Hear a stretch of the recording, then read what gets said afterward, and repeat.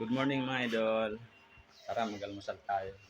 Almusal kasama na pala tanghalian kasi nung oras ba yan? Alas 10 na. Kaya yung kalahati almusal, yung kalahati tanghalian.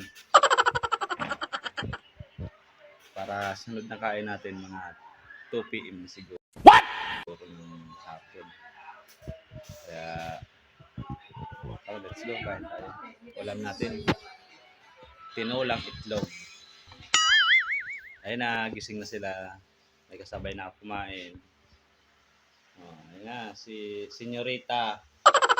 Medyo gusot pa yung buhok. Tapos yung isa, yun naman, Senyorito. Sinira yung kortina sa taas.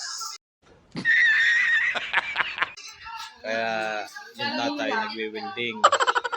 Good morning, Senyorito. Tara, kain na. Guys, kain tayo. Let's go.